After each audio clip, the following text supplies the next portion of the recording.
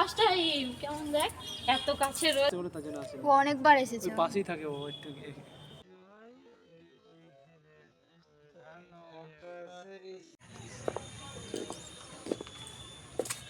Hello friends, welcome back to my channel. তোমরা সবাই কেমন আছো? আশা করছি খুব ভালো আছো। আমিও খুব ভালো আছি। আজকে আমরা চলে যাচ্ছি কালনার 108টা শিব মন্দিরে।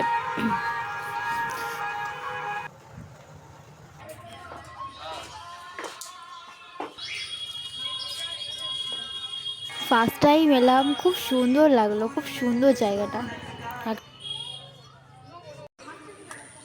পুরো গোল করে আছে না জিনিসটা। পায়রাও আছে দেখো। আমাদের আসতে বিকেল হয়ে গেছিলো, প্রায় 4:30 পৌনে 5টার মতো বেঁচে গেছিলো। একটু সন্ধ্যে সন্ধ্যে, শীতকালের দিন, পুরো সন্ধ্যে সন্ধ্যে হয়ে গেছিল। দেখো এত কাছে রয়েছে, আমাকে তো তুমি নিয়ে আসতে পারতে। অন্য লোকেশনে সরস্বতী পুজো তো থাকি না, সেটা ঠিক আছে, অন্য পুজোয় তো থাকি, বা অন্য এমনি। হ্যাঁ, ভালো লাগলো বেশ। সপ্তাহে একদিন ঘুরতে নিয়ে আসলে ওকে তো আমি প্রমিস করেছি।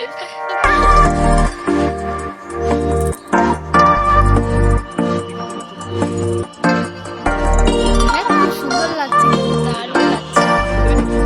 হ্যাঁ, মোবাইলটা সত্যি ভালো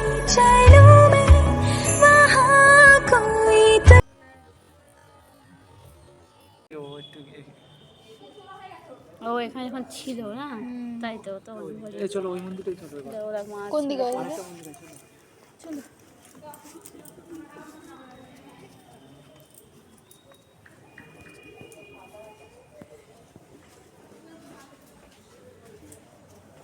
এই শিব মন্দিরের পাশেই আর একটা মন্দির ছিল, সেখানেই আমরা যাচ্ছিলাম।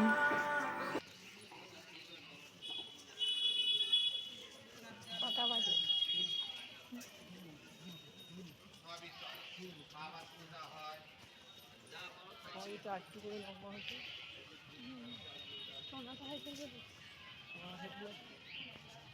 এখন যেটা যেটা করলে হিলটা করলে মনে হতে পারতে হয়। কোনটা? কোন হিলটা? এই হিলটা বলে তখন পাই। আমরা যখন গেছিলাম তখন সন্ধে হয়ে গেছিল, পুরোপুরি ভালো করে দেখতেই পাইনি। এদিকে জায়গাটাও দেখো, খুব সুন্দর, খুব ভালো লাগছিল দেখতে।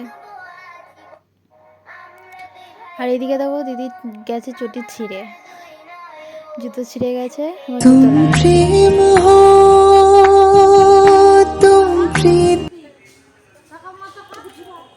দক্ষিণেশ্বর ওখানে যাবে একদিন চলো মানে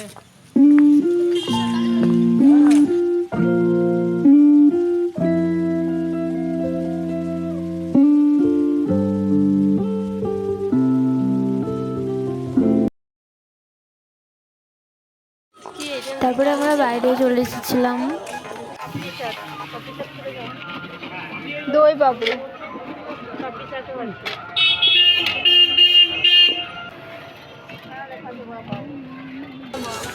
তারপরে কারোর কাছ থেকে দই পাপড়ি নিয়ে আমরা চলে গেছিলাম ফুচকা খেতে।